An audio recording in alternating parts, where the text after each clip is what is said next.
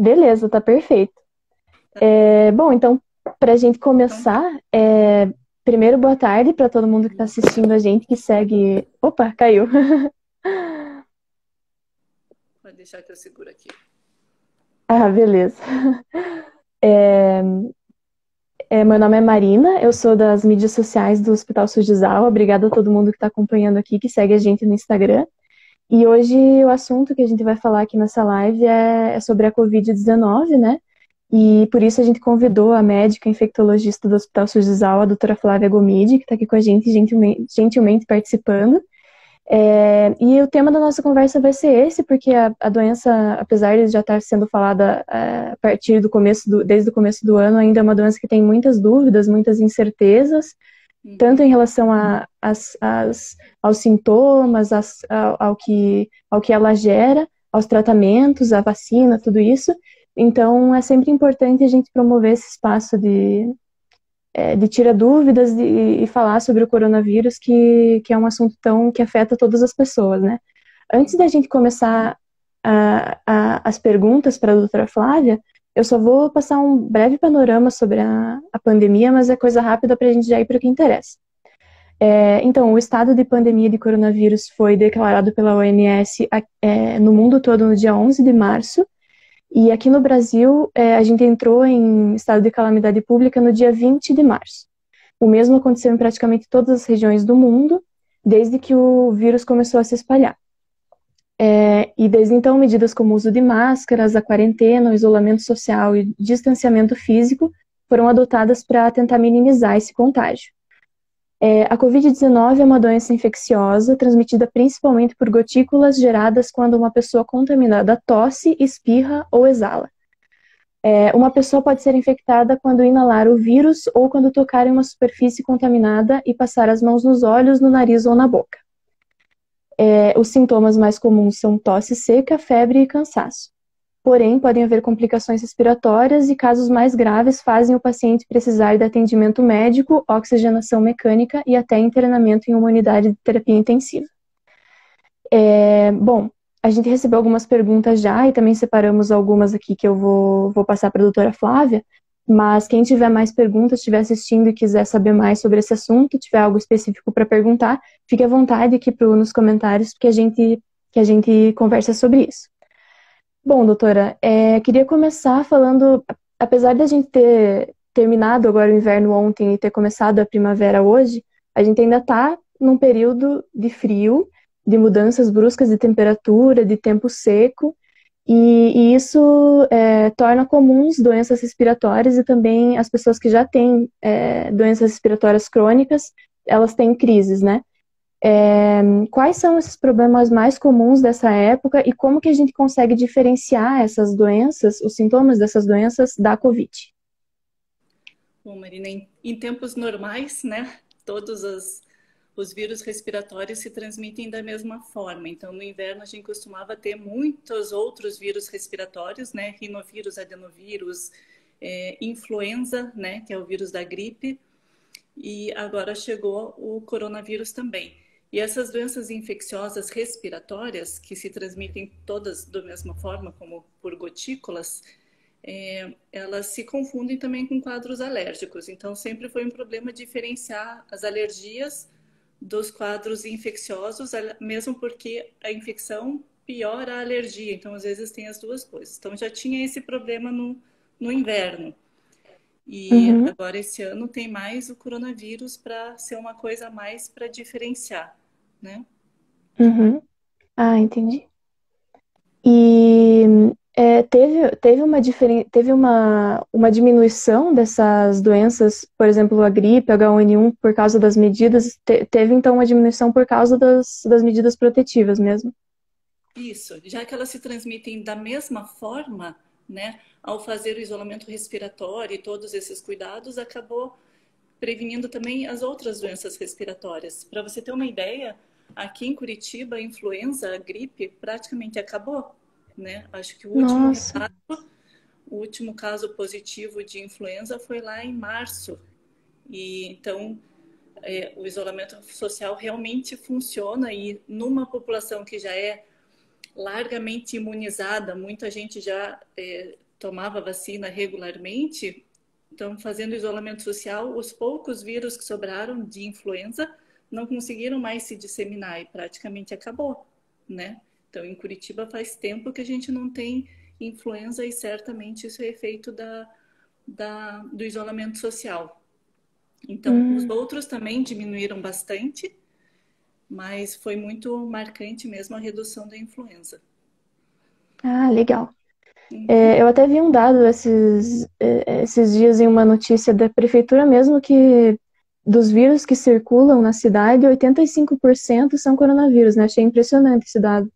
Isso, porque os outros vírus É, já têm uma circulação um pouco mais difícil porque já tem mais gente imunizada, né? Então agora chegou um uhum. vírus novo e todo mundo é suscetível, é mais fácil disseminar mesmo.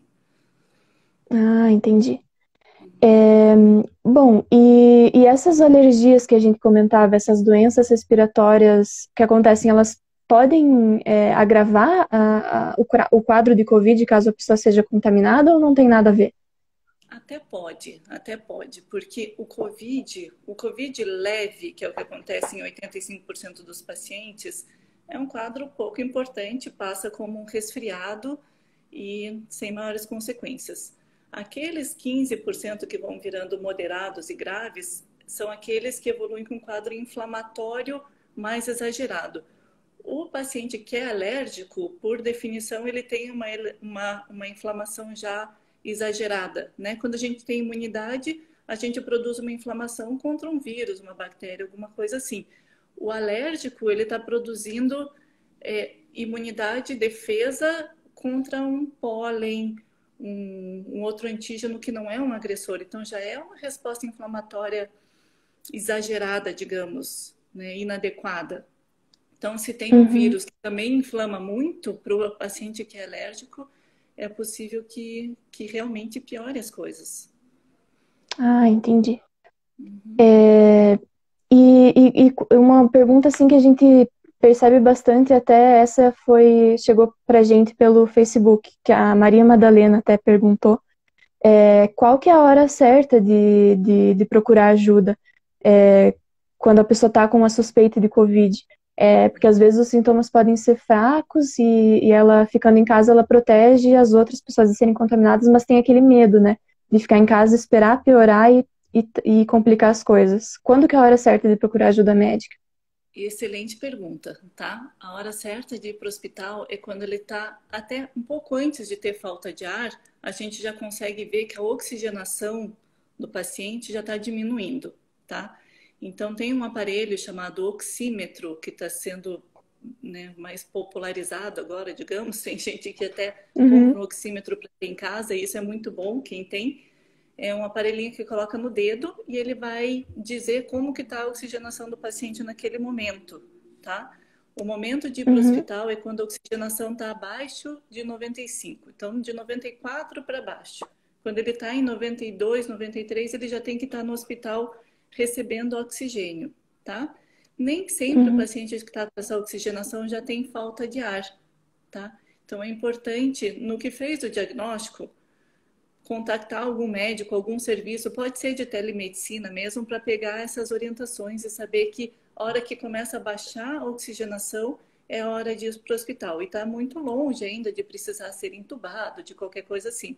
Mas tem que ir para o hospital porque o hospital vai dar oxigênio para o paciente, que é o que ele precisa naquele momento que o corpo já não está fazendo a troca gasosa também, já está precisando de um oxigênio extra, né? Então, esse é o momento de uhum, ir para o hospital. A febre, os pacientes em geral vão ter febre, né?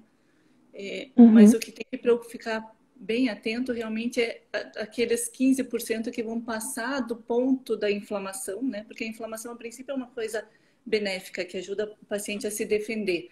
Mas naqueles que inflamam demais, que tem as complicações do Covid, que são aqueles 15%. Então, o desafio hoje é saber quem que são aqueles 15% que tem que ir para o hospital e a gente uhum, divide isso, né, separa esse grupo pela oxigenação. São aqueles que têm oxigenação abaixo de 95%, então 94% para baixo, tá?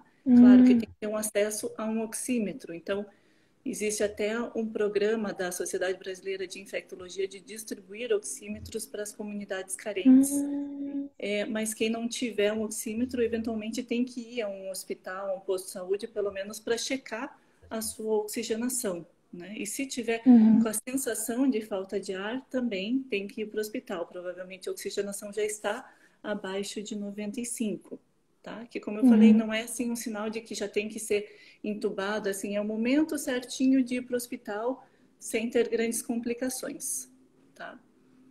Entendi. E até me lembrou uma pergunta disso que você falou. É, porque assim, a gente, com o conhecimento sobre a doença, alguns procedimentos sobre ela foram mudando, isso é natural, né? A partir de que as pesquisas vão sendo feitas.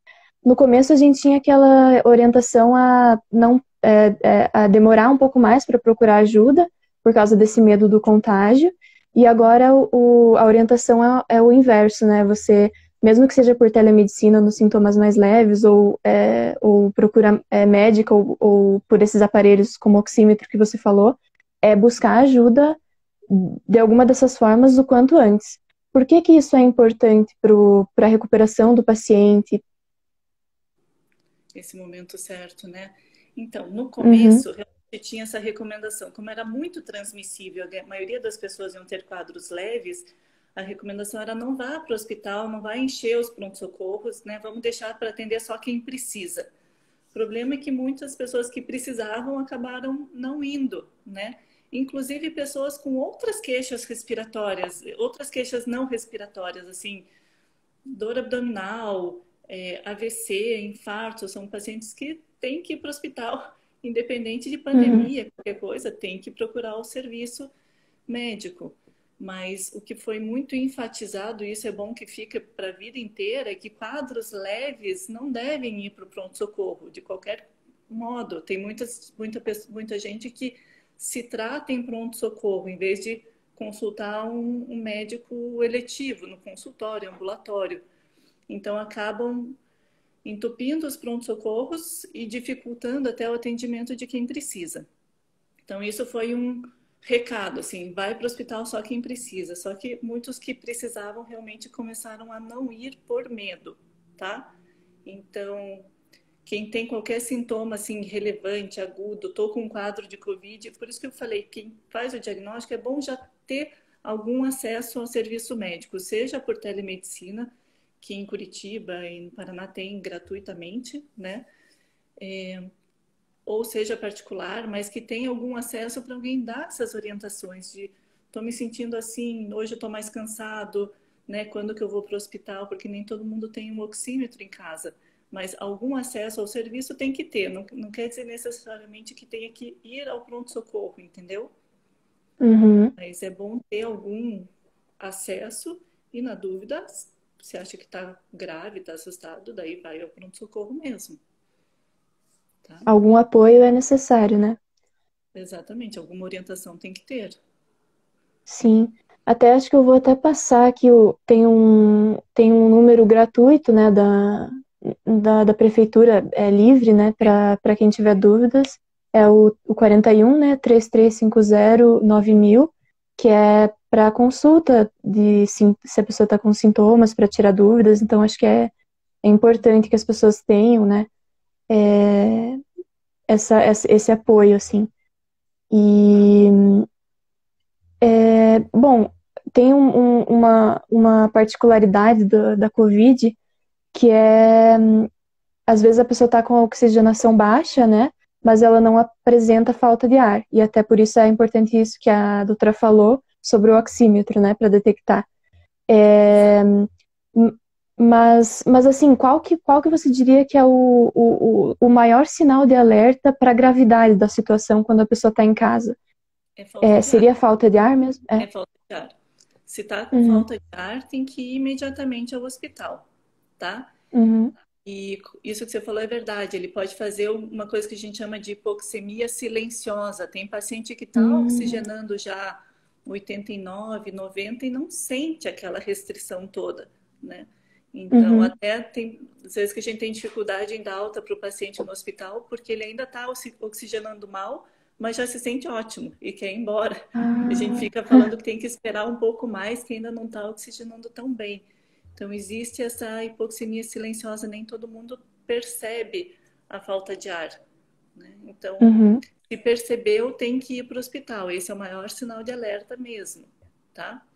E tem pacientes também que têm outras doenças juntos que são graves, né? Tem pacientes que são diabéticos, ou tem alguma, desculpa, ou tem alguma doença neurológica ou alguma cardiopatia, né? Os hipertensos acabam sendo o maior grupo de risco do momento.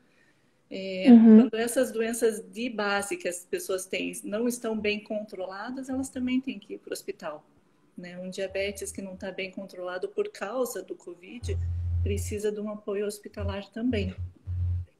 uhum. Bom saber disso também, doutor.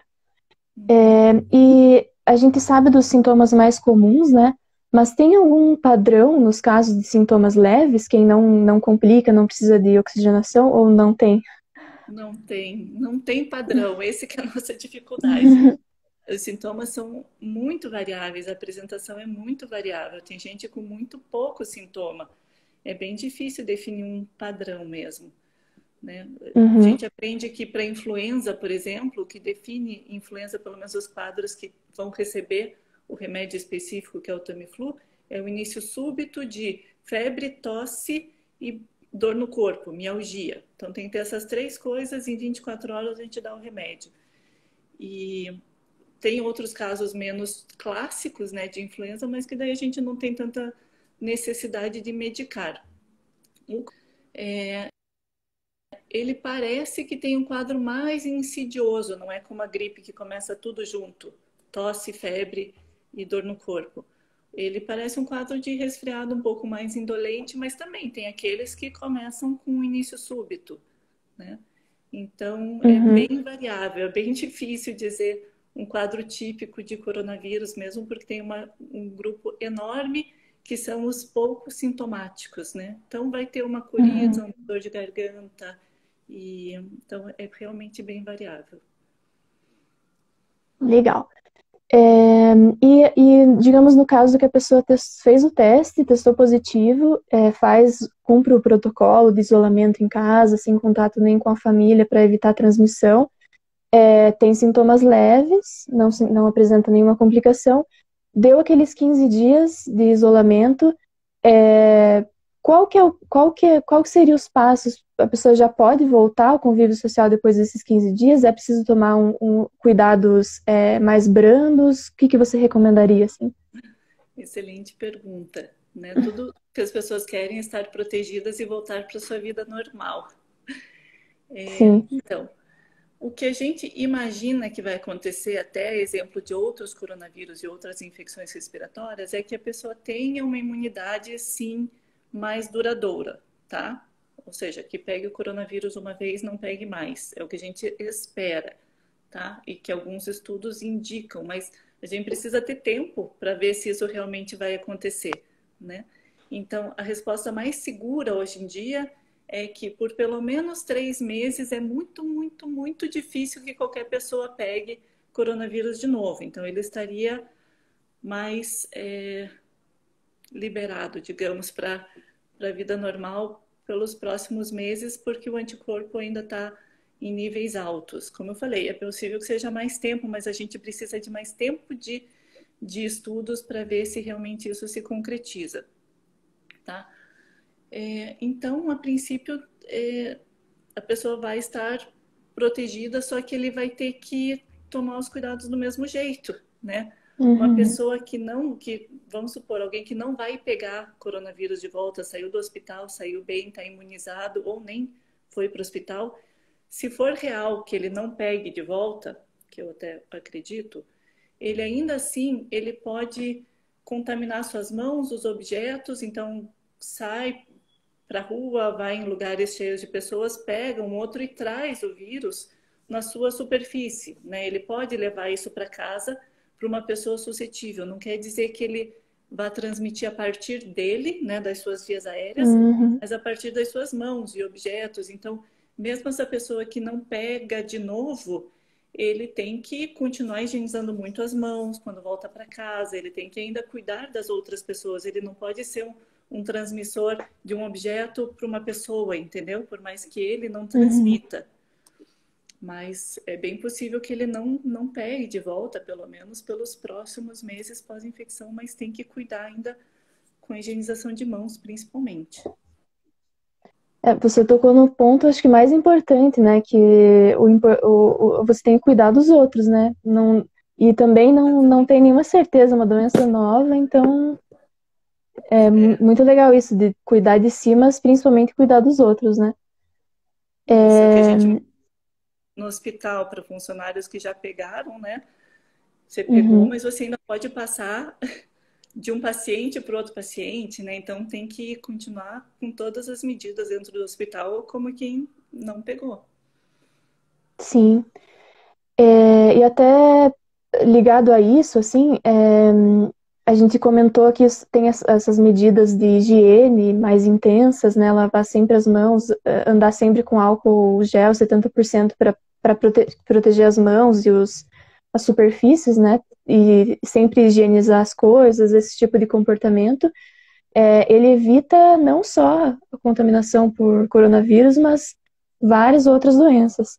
Você Sim, acha que esses hábitos adquiridos, vão ficar como herança? Eles são algo positivo para a gente como um todo, não só pela pandemia? eu espero muito que sim, né? Para a gente poder dizer que tirou algum aprendizado, alguma coisa boa da pandemia, né? Eu sou infectologista e eu trabalho com controle de infecção, que é uma área dentro da infectologia. E o que a gente mais fala Uhum, na vida é que higienizar as mãos resolve 90% dos problemas de um hospital. Se todo mundo higienizasse a mão o tempo inteiro, em todos os momentos, a gente não precisava de toda essa paramentação, de todos esses cuidados, porque 99% da transmissão é pelas nossas mãos. Né? Mesmo que a gente passe para a gente pegou em algum objeto, contaminou a mão e coçou o olho, coça a boca, a gente mesmo se contamina. Então, a gente contamina o ambiente, contamina o paciente se não higienizar a mão. Então, higienizar as mãos é o que resolve o problema de todos os hospitais, mas não é simples, né? A gente fala higienizar a mão como se fosse simples, mas é muitas vezes, né? Às vezes atendendo um uhum, paciente tem que higienizar a mão 8 vezes durante o atendimento, então não é simplesmente limpar antes e depois, mas uhum. gostaria muito que esse hábito viesse para ficar, né? Ia resolver muitos problemas futuros, inclusive. Tomara, né? Higienização sempre bom.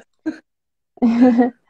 É, eu tenho outra pergunta também que chegou pelo Facebook, da Cristiane Tamura. É um pouco específico, assim, mas você veja se é possível responder, se não, tudo bem também. Tá.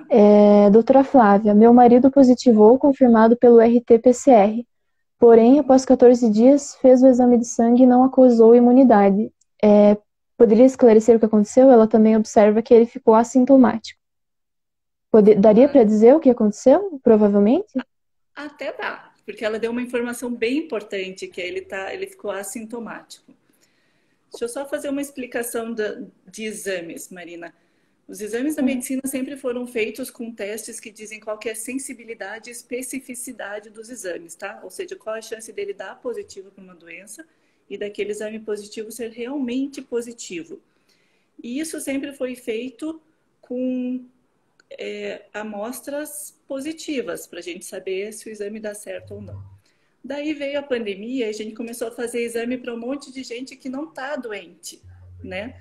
Então, como a gente não está usando para o grupo de pessoas para o qual o teste foi feito, né? A gente está fazendo assim em larga escala para um monte de gente que não tem sintoma nenhum, a sensibilidade e especificidade do exame não é exatamente aquela que a gente espera, tá?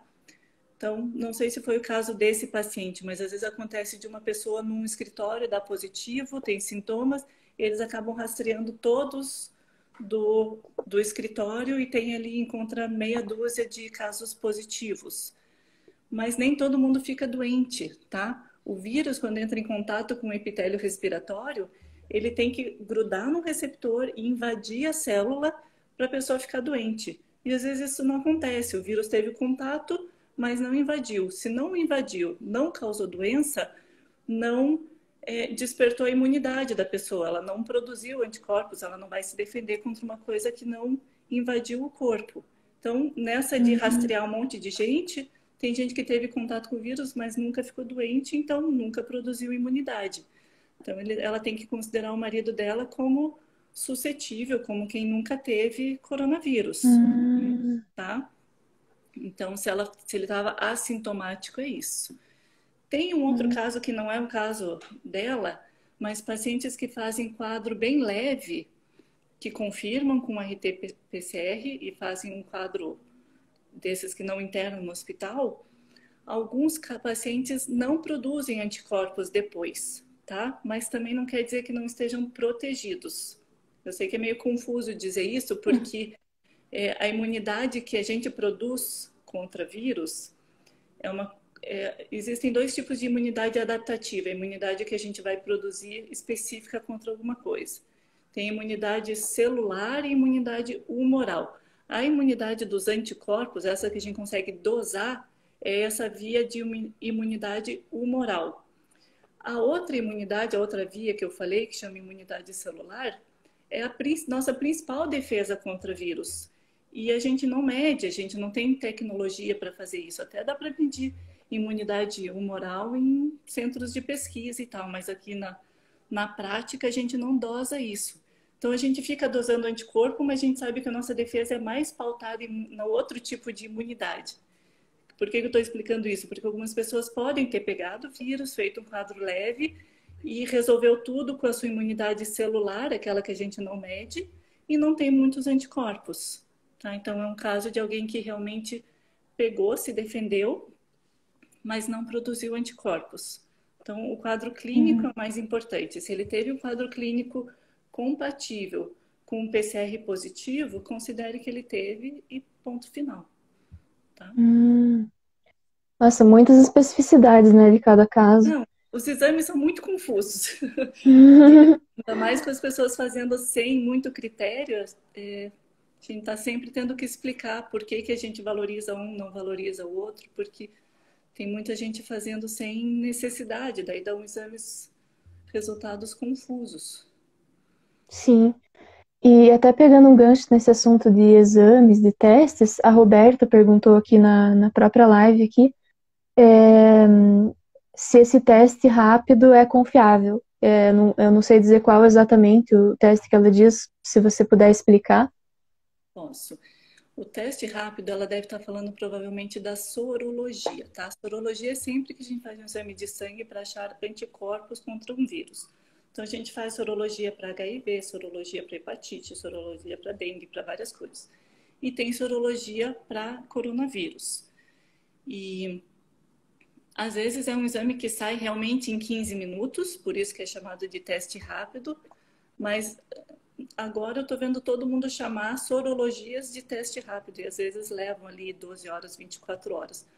Mas as sorologias, essa que dosa o anticorpo, o anticorpo nós temos de dois tipos, tá? A gente tem um anticorpo de fase aguda, que chama IgM, e tem anticorpo de fase crônica, que é o IgG, tá? Então, quem faz o exame vai estar escrito lá se ele fez o IgG, se ele fez o IgM, ou se ele fez o que chamam de anticorpo total.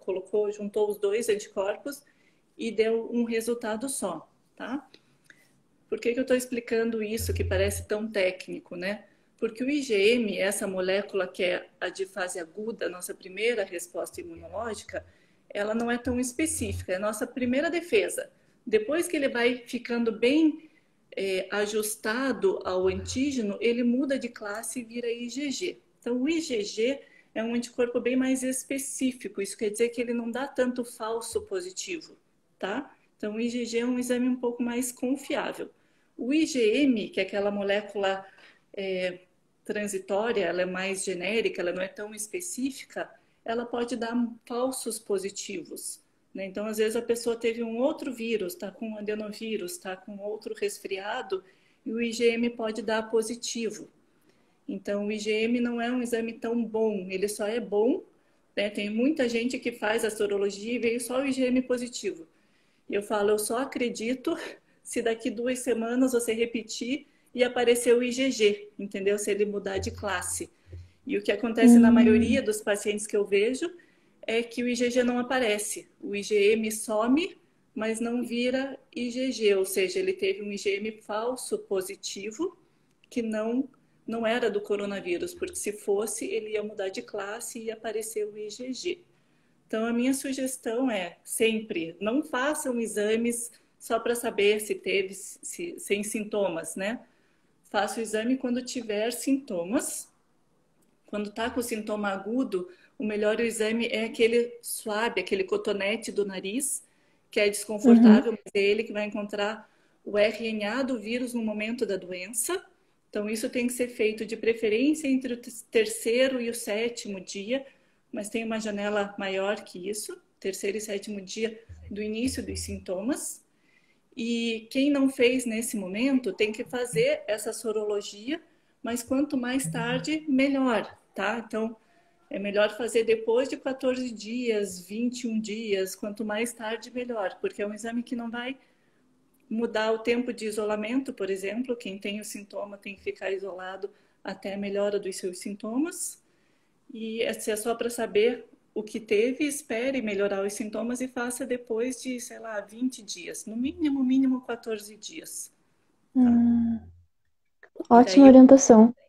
um que de preferência separe IgM e IgG, né? Para você ver se Hum, apareceu o IgG. muito legal. Uhum. Obrigada pelas. Nossa, foi bem importante essa orientação que a gente não costuma ver mesmo. E enquanto você falava, eu lembrei de outra pergunta. Naquela dúvida sobre quando é seguro a pessoa voltar ao convívio social, também por isso que você falou. Às vezes, você disse que a pessoa deve ficar isolada até o final dos sintomas. Mesmo se eles continuarem depois dos 15 dias recomendados, tipo uma tossinha, algo mais leve, a pessoa ela pode continuar contaminando? Excelente pergunta, porque isso também é outra informação que foi mudando ao longo da pandemia, né? Então, hoje a gente Uhum. sabe que mesmo pacientes que ficam fazendo o PCR, né, o exame do nariz, e às vezes fica persistentemente positivo, não quer dizer que ele ainda tem o vírus vivo, às vezes é só fragmento do RNA do vírus que não tem infectividade nenhuma. Então, mesmo pacientes que estão internados com doença ativa, eles nunca foi recuperado um vírus viável depois do 9º dia de sintoma, tá? Por Hum, precaução, o CDC e a nossa Anvisa já adotou o mesmo critério. A gente considera, assim, na pior das hipóteses, 20 dias para tempo de transmissão daqueles casos mais graves que ficam em hospital, que são imunodeprimidos.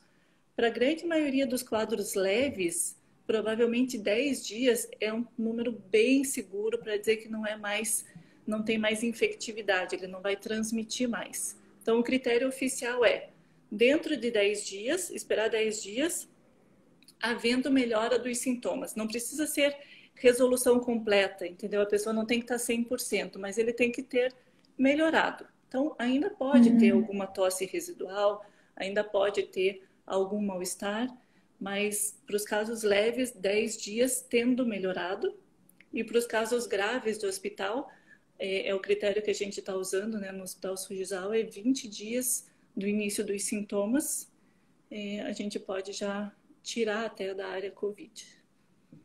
Muito legal saber disso. Uhum.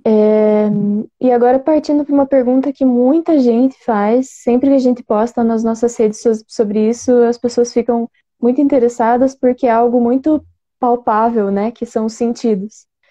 Um dos sintomas, né, da Covid, como as pessoas já costumam saber, é perda de olfato, perda de paladar. Só que isso tem se apresentado, não dá para dizer a longo prazo, porque a doença nem existe a tão longo prazo, né? Mas é, mas por alguns meses. Tem gente que sofreu com o coronavírus no começo da pandemia, ainda não voltou é, o olfato e o paladar, né? Isso, pelo que você percebe dos pacientes, tem acontecido bastante mesmo essa perda? E se existe, tem alguma recomendação para tentar depois da Sim. contaminação? Uhum. Olha, essa anosmia, né, essa alteração olfato virou um sinal muito característico, assim, que realmente chama atenção. Já existia anosmia em outras situações, sinusite, alguma inflamação de mucosa pode fazer isso, mas veio como muito característico do Covid. E tem descrições que podem durar mais tempo. Eu, pessoalmente, não vi casos assim duradouros, né? A maioria das pessoas que eu vejo até que internam e recuperam o olfato durante o internamento. Começam a falar, hoje eu senti cheiro de um morango, hoje eu senti cheiro de alguma coisa. Então, eu realmente não vi casos assim que a anosmia não melhorou, né? Talvez esses pacientes vão acompanhar com o neurologista e não com o infectologista, então talvez eu não esteja com o paciente certo. Mas eu realmente não estou vendo um quadro tão duradouro, apesar de que existe sim descrição na literatura. Ah, legal. Então, esse tipo de sintoma, digamos assim, chega a ser uma sequela, né? A pessoa teria que, daí, a longo prazo, procurar o especialista que trata, porque a Covid, ela mexe com o corpo inteiro, né? Então, Uhum. seria procurar o especialista de cada área mesmo, assim. Isso, nesse caso, um neurologista mesmo. Uhum. Falando um pouquinho sobre sequelas, teria como falar quais são as mais comuns que têm sido vistas, ou é difícil precisar quais têm sido apresentadas pelos pesquisadores, assim? Então, também é outra coisa que tem mais especulação do que evidência, né? O Covid, via de regra, faz um quadro agudo e melhora e passa. Mas depois aparecem descrições dizendo que tem quadros psiquiátricos que se mantêm, já vi um artigo de quadros neurológicos que se mantêm, quadro pulmonar. O que eu posso dizer é que, por exemplo, pacientes que ficam na UTI muito graves, eles viram o paciente que a gente chama de o crítico crônico, tá? Ele tem vários problemas e complicações, neuropatias, ele vai perdendo força, massa muscular, ele desaprende como que anda, como que come, tudo isso tem que ser reabilitado. Então, na minha opinião, isso é mais consequência de um quadro crítico crônico, que podia ser uma pancreatite, podia ser uma pneumonia hospitalar, podia ser outra coisa, entendeu? É só o caso do Uhum. paciente estar muito tempo na UTI, em coma, em ventilação, Hum, todos aquele quadro grave, não necessariamente pelo Covid, tá? Então, o crítico crônico tem as suas particularidades. Mas, de novo, né? Talvez não seja o meu público, os pacientes que eu estou acompanhando, mas existe sim descrições, tem artigos publicados mostrando quais são as.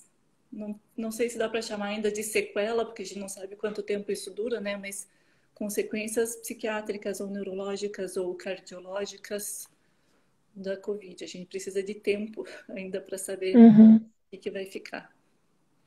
Mas então acontece às vezes de ser um efeito do que a Covid causou no corpo, mas não exatamente do vírus mesmo, né? Só de ser um quadro Uhum, grave, entendeu? Só por ser um quadro uhum, grave. Uhum. entendi.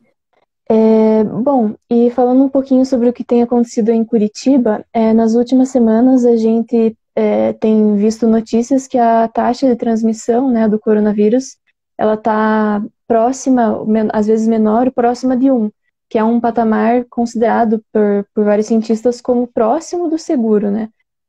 Apesar de ter toda a cautela necessária, né?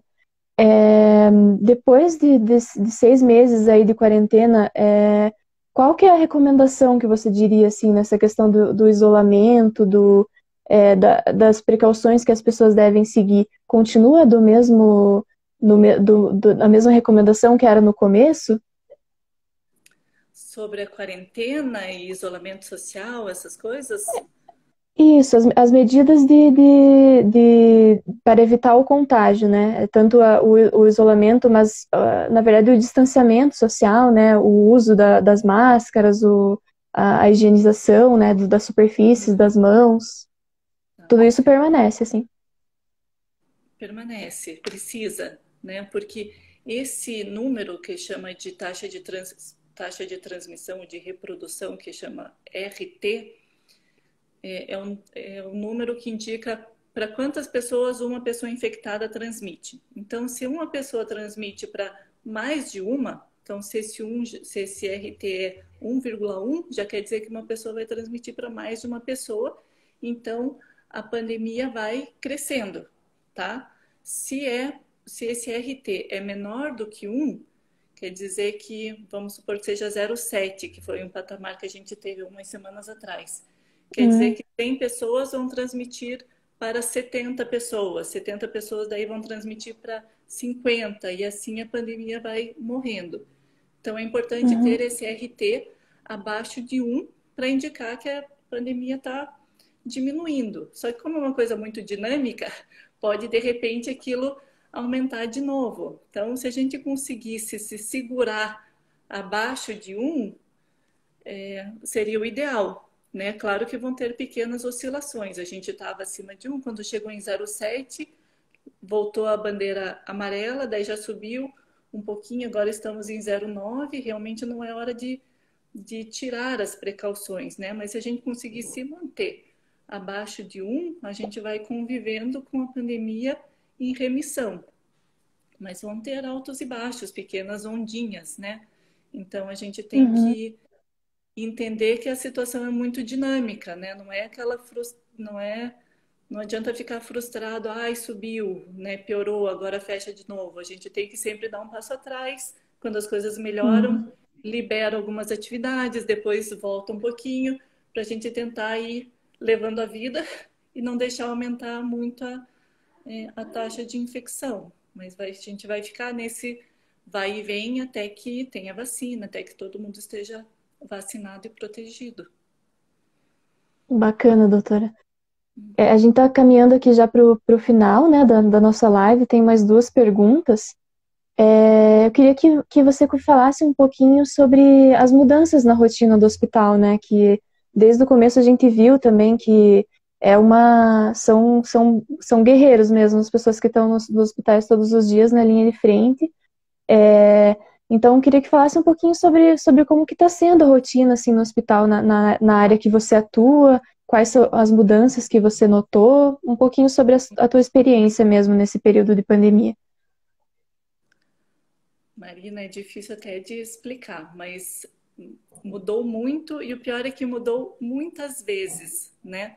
A gente teve uma fase inicial assim de muito medo de todo mundo, muito receio, mas com o tempo as pessoas foram criando experiência, então chegou um momento que eu fui falar com uma equipe de enfermagem dizendo, ó, não fiquem preocupadas, mas teve um paciente positivo aqui, e elas já estavam descoladas. Não, a gente não se assusta mais, a gente já sabe, a gente já dá conta. Então, a equipe amadureceu muito, né? Como você falou, a gente conseguiu reconhecer, diferenciar e evidenciar muitos guerreiros, né? Gente que estava ali dizendo não, eu estou aqui para isso, eu vim aqui para atender o paciente, para trabalhar nisso. Então, eu entendo os que se sentiram receosos e com medo. Muitas pessoas têm seu próprio fator de risco, né? Mas é emocionante ver o profissional dedicado, né? Que realmente está ali para fazer tudo o que precisa. Então, e os intensivistas têm toda a minha admiração, porque eu vejo que a UTI, e quando eu falo intensivistas, é a UTI inteira, né? Fisioterapeutas, técnicos, a enfermagem, os médicos, a nossa dentista, que faz um super trabalho. Então, eu vejo que na UTI eles são especiais, né? O pronto atendimento também está ali na primeira linha de frente, foram os primeiros a abraçar a causa e também fazer um bom trabalho. Então, realmente foi legal conhecer a verdade desses profissionais, né? E também acho que colaborou um pouco para a valorização, né, de todos os envolvidos desde limpeza, de enfermaria, tudo, as pessoas perceberam que toda essa equipe de saúde é essencial, né, para qualquer sociedade, assim, né? É, foi legal mesmo. Bom, acho que para finalizar, A gente falou um pouquinho ao longo da nossa live sobre as medidas, né, essenciais para proteção contra a Covid, né, para diminuir o contágio, mas teria como você falar um pouquinho só para a gente finalizar brevemente quais são as principais medidas para evitar o contágio pela Covid? O principal de tudo, Marina, é você manter as suas mãos limpas. Como eu falei, é a mão que vai transmitir. Então, é interessante usar máscara também, até porque a máscara evita que a gente fique mexendo na mão, no nariz, fique mexendo na boca, porque as pessoas fazem isso, elas tocam o rosto 2 vezes por minuto, pelo menos. Coça o olho, coça o nariz, arruma a máscara. Então, pelo menos tendo a máscara é uma barreira para você mesmo não se contaminar. Mas o que as pessoas têm que ter em mente é que é a mão delas que vai levar, né? A gente fica pensando, ai, alguém está tossindo, espirrando, mas quantas vezes alguém realmente espirra no nosso rosto? Né? É muito difícil. E quantas vezes a gente toca o próprio rosto? Então vejam como a gente dá muito mais importância para o que o outro está fazendo, mas não presta atenção nas nossas próprias mãos. E 99% da transmissão vai ser a gente mesmo que vai transmitir, vai pôr na gente, né? Claro, a gente vai pegar uma coisa que alguém contaminou, mas é a tua mão que vai para o teu rosto. Então, minha sugestão é: carreguem sempre um álcool gel no bolso, na bolsa, né? Quando forem nas áreas públicas, se vai no mercado, o que quer que você faça, que você tem que usar as mãos, tem que apertar o botão do elevador, tem que abrir maçaneta, faz o que tem que fazer, mas não põe a mão no rosto, tá? Faz tudo isso a hora antes de arrumar o cabelo, antes de arrumar o óculos, antes de pôr a mão no rosto, limpa a mão com álcool gel e daí pode tocar no próprio rosto. Então, as pessoas têm que começar a se policiar com isso, com as próprias mãos, levar o álcool gel para tudo quanto é lugar, usar máscara, porque a máscara também protege aqueles poucos sintomáticos e até os pré-sintomáticos, né? Antes de ter o sintoma, a pessoa já está transmitindo. Então, é interessante que todo mundo esteja com máscara. Se entrar num supermercado que todo mundo está usando máscara, você fica segura que ninguém espirrou na alface, ninguém contaminou nada ali do ambiente. Então, é um jeito de você mostrar para as outras pessoas: olha, eu estou colocando isso só para cuidar de você, né? Para não contaminar o ambiente. Então, usar máscara é uma proteção para todos, mas se você quer se proteger, cuide da sua mão, tá? E leva sempre o álcool gel. Muito bacana. Bom, queria agradecer a tua disponibilidade, você foi maravilhosa, explicando todos esses aspectos sobre essa doença. E, enfim, muito obrigada pelas orientações e as pessoas que tiverem ainda mais dúvidas podem comentar nos nossos posts aqui no Instagram, que a gente vai tentar, através das comunicações aqui do Hospital Sojizawa, passar para vocês essas explicações. Doutora Flávia, então, muito obrigada. E seguimos aí na proteção de todos, né? Da gente e de todo mundo. Tá bom. Muito obrigada, Marina, pelo convite. Quando quiser, quando precisar, estou à disposição. Ai, que ótimo. Bom contar contigo. Um abraço, então. Outro. Tchau. Tchau, tchau.